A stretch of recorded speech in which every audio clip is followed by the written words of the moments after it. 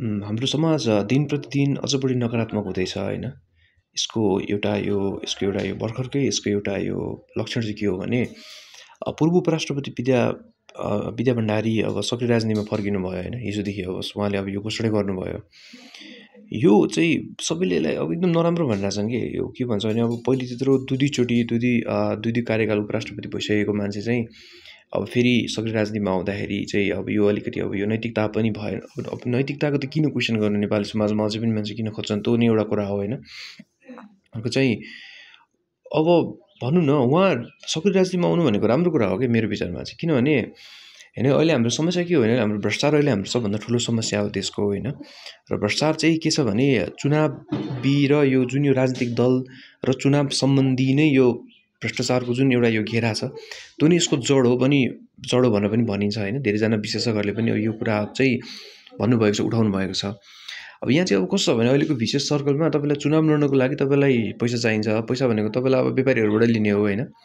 अब तपाईँको व्यापारीबाट पैसा लिनु पर्यो। त्यो पैसाको आवश्यकता किन पर्छ भने कार्यकर्ताहरूलाई पनि तपाईँको एजेन्डासँग केही पनि मतलब छैन कि तपाईँले उहाँलाई अब कस्तो बाइक दिन सक्नुहुन्छ होइन। उहाँहरूलाई अब कस्तो कस्तो खालको प्रोजेक्टहरू दिन सक्नुहुन्छ। तपाईँले आफ्नो कार्यकर्ताहरूलाई कस्तो कस्तो खालको प्रोजेक्ट बनाएर उहाँलाई अब यो के भन्छ अब त जागिर लगाइदिन सक्नुहुन्छ। आम जनताको जागिरको बारेमा उहाँहरूलाई त्यति धेरै चासो हुँदैन होइन।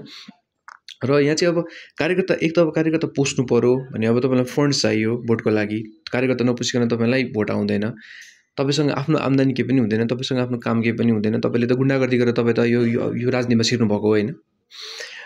र तपाईँ चाहिँ अब भनौँ न अब तपाईँले चाहिँ अब यो पैसा कोसँग छ भन्दाखेरि ठुल्ठुलो व्यापारीहरूसँग छ। अब यो धनाढ्य व्यापारीहरूसँग त्यो व्यापारीहरूबाट पैसा ल्याएर तपाईँले उहाँलाई कार्यकर्ता पोस्ने खालको जुन यसले गर्दाखेरि भ्रष्टाचार एकदम व्यापक छ।